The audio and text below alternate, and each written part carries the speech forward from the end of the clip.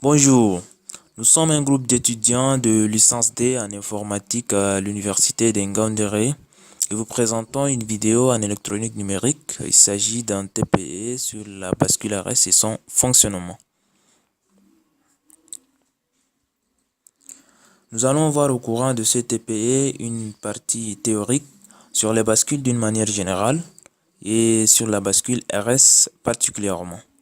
Nous allons ensuite présenter un logiciel, il s'agit des Logicimes, et par la fin, nous allons mettre en pratique la simulation de la bascule RS à l'aide des Logicimes. Alors, les bascules, c'est quoi les bascules? En faisant une analogie avec la logique combinatoire, les bascules se comportent à peu près comme les portes logiques, mais à une différence près. Quand on parle de bascule, la sortie dépend et des entrées et des états précédents, c'est-à-dire la sortie précédente vient aussi en entrée. On parle dans ces cas de la logique séquentielle. Les bascules sont un ensemble d'éléments indispensables de la logique séquentielle qui fonctionnent sous deux états. Les bascules nous permettent aussi de réaliser beaucoup de systèmes, à savoir des compteurs, des registres, des mémoires, etc. Quand on parle de bascule, on en distingue plusieurs. Il y a la bascule RS, il y a la bascule JK, il y a la bascule D, la bascule T, mais notre but ici, c'est la bascule RS. Alors, c'est quoi la bascule RS? C'est une bascule qui nous présente deux entrées et des sorties notées qui et qui bar qui sont en temps normal complémentaires. Au niveau des entrées, nous avons une entrée R reset, qui veut dire en anglais la mise à zéro ou bien arrêt, et une entrée S, set en anglais, qui veut dire la mise en marche ou bien la mise au niveau 1. Alors, on parle un peu du principe de la bascule RS, c'est-à-dire de son fonctionnement, comment elle fonctionne vu les entrées. Lorsque nous avons au niveau des entrées une combinaison S égale à 1 et R égale à 0, nous avons une sortie Q égale à 1. C'est la mise au niveau O. Dans ces cas, la bascule est mise en marche, d'où le principe des set. Mais au contraire, lorsque nous avons une entrée S égale à 0 et R égale à 1, dans ces cas, la sortie Q est égale à 0 et Q bar égale à 1. C'est la mise au niveau bas maintenant. D'où le principe des reset. On met la bascule en arrêt.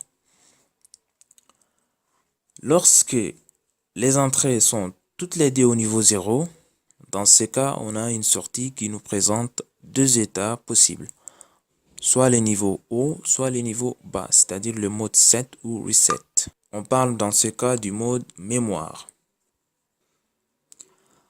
On peut aussi forcer les deux entrées à 1, mais on a dans ce cas une sortie Q égale à 0 et Q bar égale à 0. On remarque déjà que c'est une sortie qui ne respecte pas la complémentarité. Et en pratique, c'est un état qui ne sert vraiment à rien. Donc, sous-entendu, c'est un mode interdit.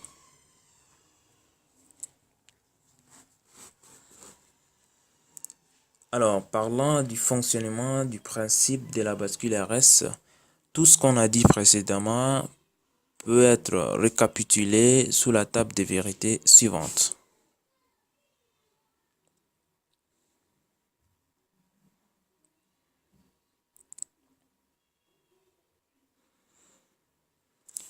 Alors, maintenant, nous avons vu déjà ce que c'est la bascule RS, son fonctionnement, son principe. On voit maintenant comment peut-on réaliser une bascule RS. Donc, pour réaliser la bascule RS, on a donc besoin de deux portes logiques, soit des portes NOR, soit des portes NAND. Voici un schéma qui illustre la réalisation de la bascule RS à l'aide des portes NOR. Voilà, comme vous voyez, les deux entrées R et S, les deux sorties complémentaires qui équibarent, qui viennent aussi en entrée. Et voilà, avec ce type de circuit, on a forcément une sortie qui respecte le principe de la bascule RS. Alors maintenant, on peut parler des logicimes. Donc c'est un logiciel gratuit sur Internet. C'est un Logic Simulator, comme son nom l'indique. C'est un logiciel qui permet de simuler les circuits. Donc il n'y a pas grand-chose à dire. On peut le télécharger gratuitement sur Internet. Et nous allons donc l'utiliser dans ce TPE. Voici donc Logisim déjà installé, téléchargé et installé. Donc un double clic et ça nous envoie à l'environnement de Logisim. Le voici ouvert. Ces logiciels nous présentent en haut à gauche quelques outils qu'on peut essayer d'expliquer. À savoir le cercle vert ici, les outputs, ça c'est pour les sorties. Le carré en vert ici, c'est pour les entrées, ça c'est les inputs. Et nous avons ici deux curseurs, dont un pour la modification des circuits et le montage. Et le curseur ici qui présente la forme de main, ça c'est pour la simulation des circuits. Nous avons aussi un autre curseur pour l'édition des textes qui nous permet de faire pas mal de choses, hein. Par exemple, de nommer les portes, ainsi de suite. Donc, c'est un peu ça. Il y a quelques portes logiques ici aussi. Et nous avons ici une liste des dossiers importants qu'on peut aussi les utiliser. Nous avons par exemple le dossier get qui nous présente une liste des portes logiques. Voilà, nous avons par exemple les portes non. Voilà. Nous avons par exemple la porte NAND, ainsi de suite. Il y a aussi les dossiers memory qui présente aussi une liste des flip-flops, c'est-à-dire une liste des bascules prédéfinies déjà. Par exemple ici la bascule T, la bascule D par exemple. Voilà. Donc c'est un peu ça. Et cette partie, ça c'est la partie du travail. Et voilà, dans cette partie, nous allons utiliser Logisim pour essayer de mettre en pratique tout ce que nous avons dit sur la bascule RS. Donc on commence par la réalisation d'abord de la bascule et rappelez-vous, pour la réalisation, on a besoin de deux portes, soit nord, soit NAND. On choisit dans notre cas les portes nord.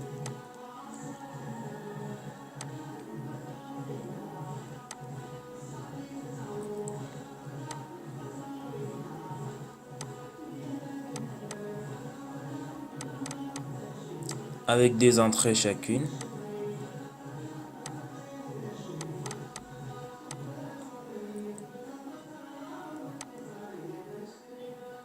Les deux entrées.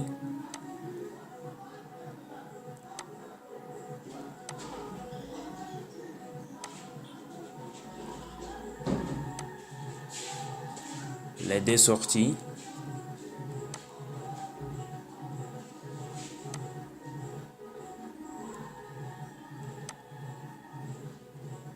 Nous avons l'entrée R ici. Ici l'entrée S. Ça c'est la sortie Q. Ça c'est la sortie Q bar. Nous allons les relier. Voilà.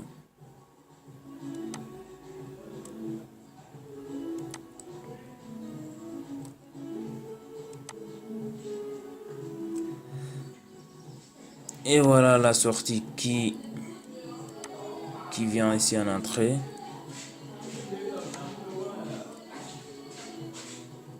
Et la sortie qui vient aussi en entrée.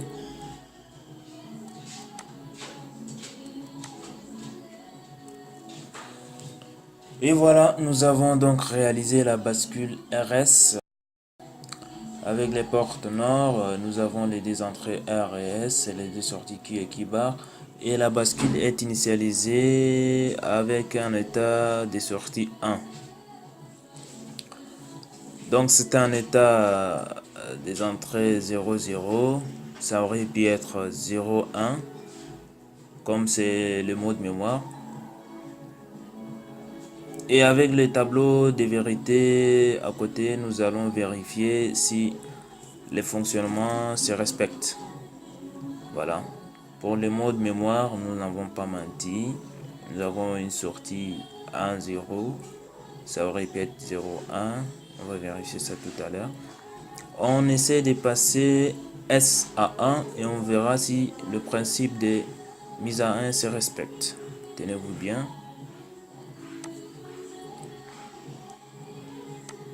Voilà. C'est respecté. La sortie est à 1. On remet S à 0. La sortie n'a pas changé.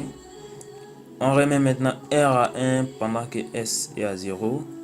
Nous avons la sortie qui a basculé vers 0. Donc c'est un état reset. C'est respecté dans la table de vérité. On remet R à 0. Nous avons une entrée 0, 0. Et la sortie est à 0, 1. Ça n'a pas changé. Le mode mémoire est respecté. On repasse encore S à 1. Et voilà, c'est basculé vers la sortie 1. Ça, c'est le mode 7. On remet encore S à 0. Le mode mémoire est respecté. 0, 0 en sortie nous a donné 1, 0 ici.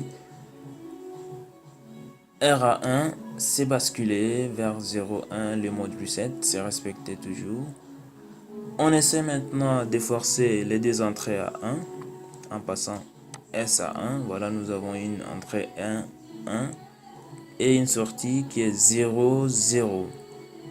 Et voilà, c'est une sortie insensée qui n'est pas complémentaire, mais quand même c'est vérifié dans la table des vérités.